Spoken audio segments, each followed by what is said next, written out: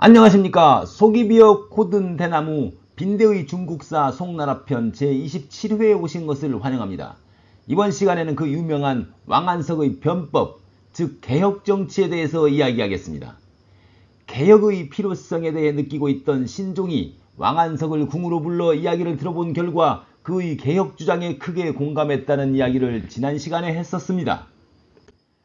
왕안석은 이 대화의 연장선상에서 곧 본초 100년 무사차자라는 글을 신종에게 올렸습니다. 1068년 4월이었습니다. 이 글에서 왕안석은 송이 지금까지 100년간 무사히 지속된 이유를 논한 다음 당금의 국가적 폐단을 지적하고 개혁의 필요성을 암시하였습니다. 즉 선왕의 법을 실현하기 위한 제도의 정비가 필요하다는 것, 시부와 암기로 천하의 선비를 구할 뿐 인재를 양성하는 법이 없다는 것, 관직 임명에 사사로운 관계를 앞세운다는 것, 재정관리에 법도가 없다는 것 등을 역설하며 개혁을 예고했습니다. 또 그해 동지에 황제가 남교제사를 지낸 뒤에 신하들에게 상을 내리는 것을 논의하는 것을 시작으로 격렬한 논쟁이 벌어졌습니다. 이 논쟁이 연화전에서 일어났기 때문에 역사에서는 이를 연화전 논변이라고 합니다. 중국 역사에서 아주 유명한 논쟁입니다. 당시에 국가 재정이 공공하고 나라에 재해가 있었으니 남교 제사 후에 대신들에게 내리던 상을 면하거나 줄이고자 하였습니다. 신종이 연화전으로 재상 증공량을 비롯한 대신들과 사마광, 왕규, 왕안석 등 한림 박사들을 불러 논의하였습니다. 증공량이 이미 대신들끼리 합의한 대로 올해에는 상을 내리지 말고 절약하자고 의견을 내었습니다. 사마광이 바로 동의했습니다. 그런데 뜻밖에도 왕안석이 나서서 반대했습니다. 대송의 부는 사해에 이르는데 남교의 상은 미미한 것이며 이를 아낀다고 나라를 부유하게 할 수 있는 것이 아니며 오히려 대국의 체면만 깎을 뿐이라는 것이었습니다. 그러면서 관원에게 주는 상은 그 관직에 맞는 대우를 하는 것인데 그 대우가 과하다고 생각하면 상을 사양할 것이 아니라 그 관직을 사임하면 될 일이라고 아주 신랄하게 말했습니다. 그러면서 덧붙여 말하기를 지금 중요한 것은 국고의 부족이 아니라는 것이었습니다. 그러자 사마광이 복록을 사양하는 것은 염치를 하는 것이고 고관으로 있으면서 복록을 탐하는 것보다 훨씬 나은 것이라고 반박했습니다. 그러면서 나라의 재정이 부족한데 재정 문제가 중요하지 않으면 뭐가 중요하냐고 따져 물었습니다. 왕안석은 국고가 부족한 것은 조정의 리제, 즉 재정 관리를 잘 아는 사람이 없기 때문이라고 대답했습니다. 이에 사마광이 다시 발끈했습니다. 리제라는 것은 결국 백성들의 재부를 거두어서 국고를 채우는 것인데 백성들이 궁핍해져 도적이 되면 그것이 나라의 복이냐며 왕안석을 질책했습니다. 그러자 왕안석이 기다렸다는 듯이 아주 자신만만한 말을 남깁니다. 선리제자 민불가부의 국용요 산리차이저 민부자후 얼고용라오. 리제를 잘 한다는 것은 백성들에게 세금을 더 걷지 않고 나라가 쓸 것을 넉넉하게 하는 것입니다. 이 말을 듣고 사마광이 다소 화를 내듯이 반박했습니다. 천지 소생, 화재 백물, 지유 차수, 부재 민간 즉재 공가, 天地所生货财百物只有此数不在民间则在公家. 천지가 낳은 재화와 만물은 그 수가 정해져 있어서 민간에 있거나 아니면 관가에 있는 것입니다. 그리고는 이어서 한 무제 때 상홍양이 국가 재정을 넉넉히 할 수 있었던 것이 백성에게서 거둔 것이 아니면 어디에서 취한 것이며 무제 말년에 도적대가 일어난 것이 백성이 지쳐 극한에 이르러 도적이 된 것이 아니란 말이냐며 매섭게 비판했습니다. 왕안석이 다시 반박하였습니다. 천하의 힘을 사용하여 천하의 재물을 만들어내고 천하의 재물을 거두어 천하의 비용을 대는 것이니 예로부터 치세에는 재물이 부족한 것을 국가의 근심으로 삼은 적이 없고 근심은 재물을 다스리는 도가 없는 데 있을 뿐이었습니다. 이런 식으로 쟁론이 끊이지 않았습니다.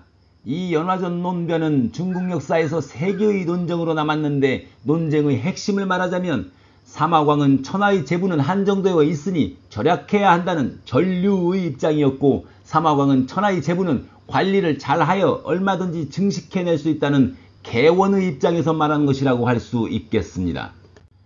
결국 황제인 신종이 나서서 자신은 사마광의 의견에 동의한다고 하며 회의를 마무리하였습니다.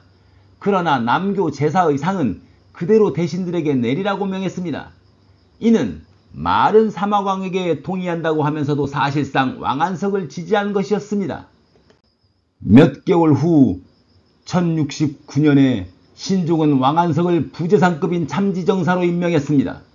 그러자 왕안석은 미리 준비한 듯이 당시 가장 시급한 과제로 사회풍속의 개혁과 법제도의 확립을 들며 개혁을 제안하는 상주문을 올렸습니다. 신종이 이에 찬동한 것은 물론입니다. 왕안석은 개혁의 실행을 위해 곧 제치3사 조례사라는 기구를 설치했습니다. 줄여서 조례사라고도 불리었던 이 조직은 개혁입법과 시행의 최고 의사결정기관이었는데 참지정사 왕안석과 추밀원사 진승지가 공동으로 그 수장을 맡았습니다.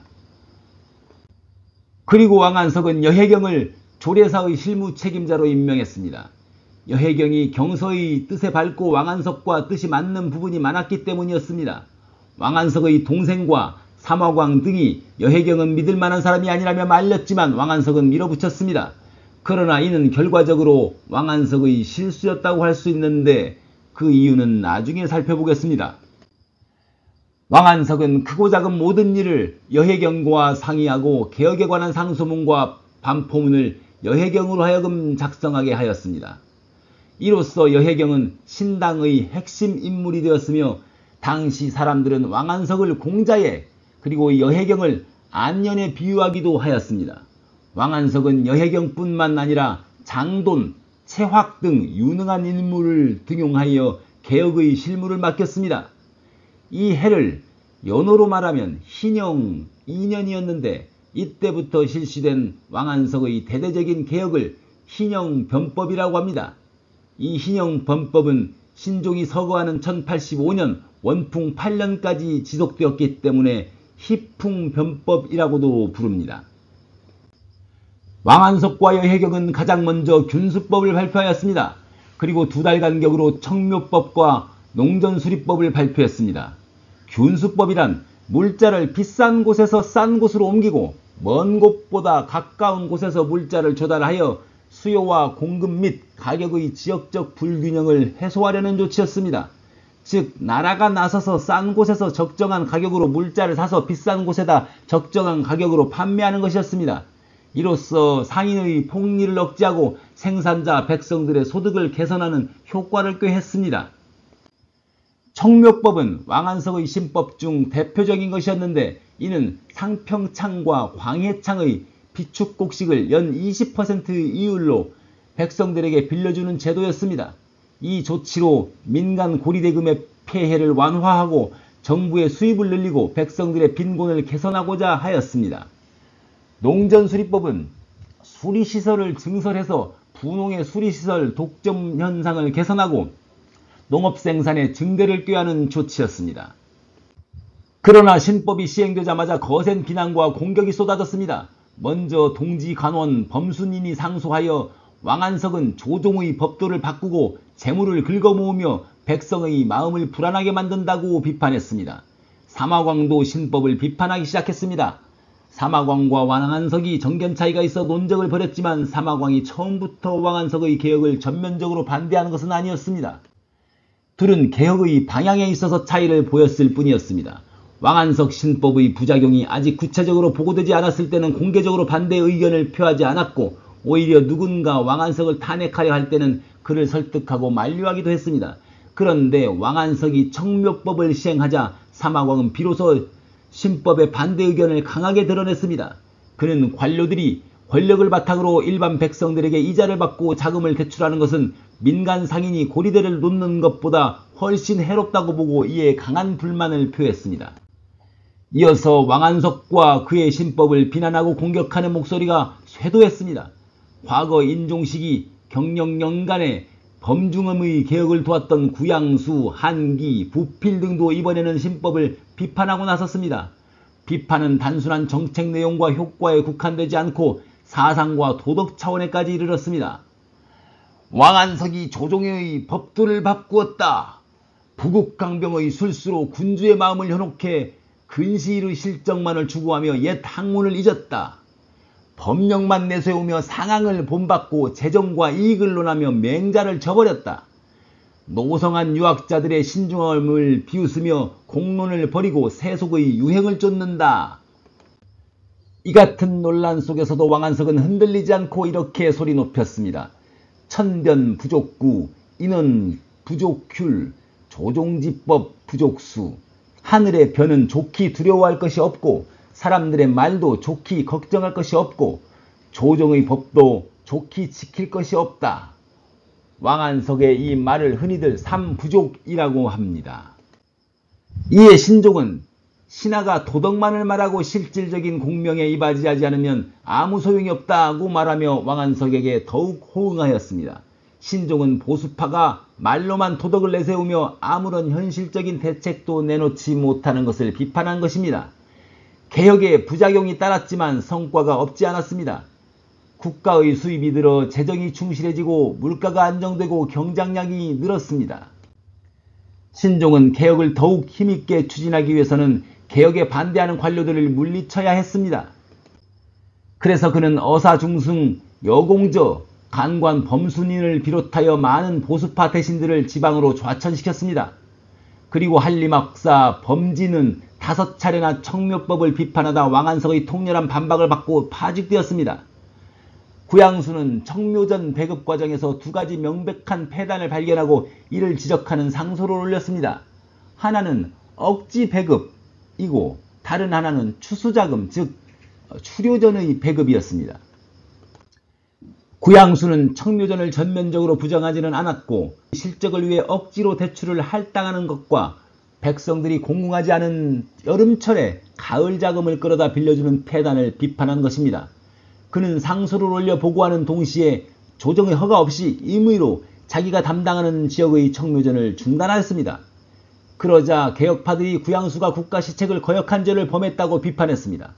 조정은 구양수를 벌주지는 않았으나 그 스스로 사직상소를 올리고 물러났습니다.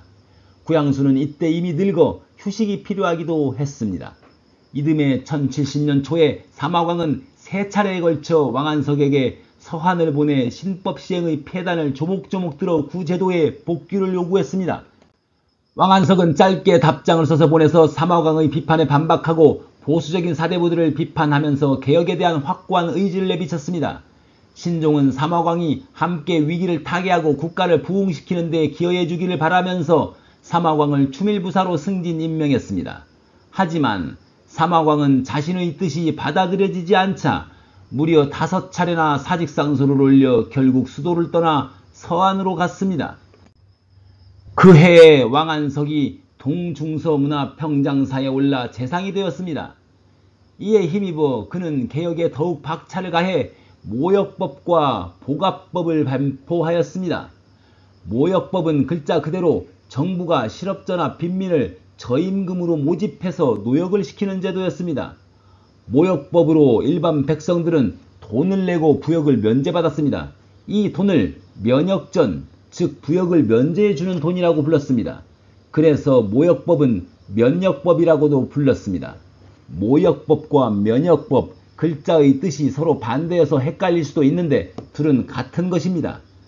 모역법은 면역전으로 백성들의 부역, 부담을 덜고 그 돈으로 빈민을 구제하는 조치였습니다. 보갑법은 지역 주민들로 구성된 민병을 조직하여 지역 방어를 강화하려는 제도였습니다. 이어서 1071년에는 방전균세법을 반포하여 조세의 불균형을 해소하고 공평한 조세 부과를 위한 조치를 실행하였습니다. 또 공거법을 반포해서 과거제도에 대한 개혁도 단행했습니다. 과거 시험에서 시부와 경서의 암기를 위주로 하는 명경과를 폐지하고 진사과의 시험을 경서의 뜻과 책론 위주로 바꾸었습니다. 이번에는 범진이 상소를 올려 왕안석이 간언을 배척하고 백성을 해치는 술책을 쓴다고 비난하였습니다. 이 일로 범진이 파직되자 범진의 친한 벗이었던 사마광이 크게 분노하여 상소를 올려 범진의 억울함을 호소했습니다. 이후 사마광은 낙양으로 물러나 정치에 대해 일절 언급하지 않으며 자치통감의 집필에 열중하였습니다. 그 해에 부필은 청묘법의 폐단을 들며 신법을 공격했습니다. 부필은 관료들이 오히려 부자들에게 청묘전을 빌려주고 또 강제로 할당하는 현상들이 있는 것을 보고하며 자신의 관할 지역에서는 청묘법의 시행을 중단시켰습니다. 그러다가 개혁파들의 공격으로 부필은 재상직에서 물러났습니다. 소동파, 즉 소식도 신법의 폐단을 논하는 상소를 올렸다가 항주 통판으로 밀려났습니다. 왕안석의 동생 왕안국조차 변법에 반대하고 또 변법을 추진하던 여해경과 증포에 대해서 불만을 품었습니다. 그래서 형에게 소인을 멀리하라고 충고하기도 했습니다. 문헌박과 신종 사이에 있었던 그 유명한 언쟁도 이때의 일이었습니다. 문헌박이 사대부들이 신법을 좋아하지 않는다고 말하자 신종이 반문했습니다. 법제를 바꾸는 것을 사대부들이 기뻐하지 않는다고 하더라도 백성들에게는 무슨 불편이 있단 말인가? 그러자 문헌박이 그 유명한 저돌적인 말을 남깁니다. 폐하께서는 사대부와 함께 천하를 다스리는 것이지 백성하고 천하를 다스리는 것이 아닙니다. 폐하 위 여 사대부 치 천하 비위 백성 치 천하야. 陛下为与士大夫治天下非与百姓治天下也. 아주 당돌한 말이 아닐 수 없습니다. 백성들의 반발도 있었습니다. 개봉지역 백성들 사이에서 보갑법을 피하기 위해서 손목을 자르는 극단적 사례가 발생한 것입니다. 왕안석은 사대부들 사이에서도 반발이 있는 마당에 백성들은 더욱 선동에 휘둘릴 수 있다고 보았습니다. 그러면서 백성들에게 신법의 필요성을 알리며 신법을 더욱 힘있게 추진하고자 했습니다. 왕안석은 1072년에는 시역법을 실시해서 소상인을 보호하고자 하였습니다. 시역법은 소상인이 팔지 못한 물건을 나라에서 사주거나 그 물건들을 저당 잡고 자금을 융통해주는 법이었습니다. 그런데 문헌박이 시역법은 백성들과 이익을 다투는 법이라고 비판하였습니다. 그래서 그도 지방으로 좌천되었습니다. 개혁파는 또 전마의 부족을 해소하기 위해 농민들로 하여금 말을 길러 공급하게 하는 보마법도 실시했습니다. 다음 해 1073년에는 면행법이라는 것을 실시해서 상공업자에게서 돈, 즉 면행전을 걷고 그들이 관청에 물자를 납품하는 의무를 면제해 주었습니다. 이렇게 왕안석의 개혁은 숨가쁘게 추진되었습니다. 부국과 강병 그리고 인재 선발의 폭넓은 범위에서 다양한 신법 즉 개혁법안들이 해마다 쏟아져 나왔습니다. 개혁법안이 반포되고 추진될 때마다 보수파들의 격렬한 반대에 부딪혔는데 사실 신법의 부작용도 없지는 않았습니다. 이렇게 격렬한 반대가 이어지고 신법의 부작용도 나타나는 가운데 왕안석과 신법의 운명은 과연 어찌 될 것인가? 이 이야기는 하회를 기다리십시오.